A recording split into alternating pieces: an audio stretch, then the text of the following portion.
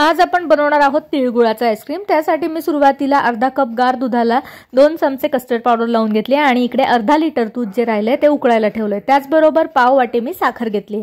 आता दूध उकळत असतानाच आपण त्यात साखर मिक्स करणार आहोत आणि हे छान असं मिक्स करून घ्यायचंय। त्याला उकळी आली की आपली साखर छान अशी त्यात म्हणजे मिक्स होईल आणि गोड होईल आपलं दूध तयार। आता छान असं मिक्स आल्यानंतर उकळी आल्यावर काय करायचंय, आपण जी कस्टर्ड पावडर लावून ठेवली ती त्या दुधात घालणार आहोत आणि लक्षात ठेवा हे कंटिन्यू मिक्स करत राहायचं, हलवत राहायचं, नाहीतर त्यात गाठी लम्स तयार होतील, म्हणून ते कंटिन्यूअस आपण हलवत राहणार आहोत आणि उकळून घेणार आहोत।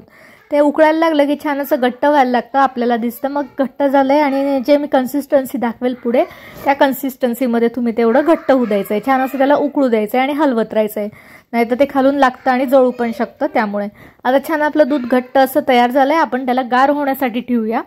गार झाल्यानंतर तुम्ही बघू शकता कसं छान घट्ट असं आपलं मिल्क आता या ठिकाणी तयार झालंय।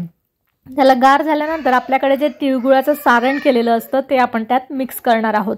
तिळगुळाचं सारण कसं करतात याची रेसिपी मी इथे खाली लिंक देते, त्रिकोणी बटनावर क्लिक करून तुम्ही बघू शकता।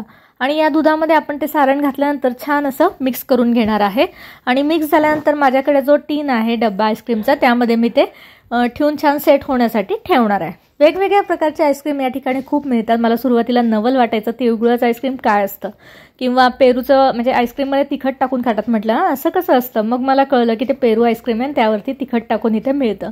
त्यानंतर आता इथे छान असं आपलं आईस्क्रीम सेट झालं, एक रात्र मी त्याला सेट होण्यासाठी ठेवलंय आणि तुम्ही बघू शकता छान आपलं आईस्क्रीम तिळगुळाचं तयार आहे। तर कशी वाटली रेसिपी? अशाच वेगवेगळ्या छान छान रेसिपीसाठी आपल्या चॅनलला सबस्क्राईब नक्की करा। तोपर्यंत बाय बाय।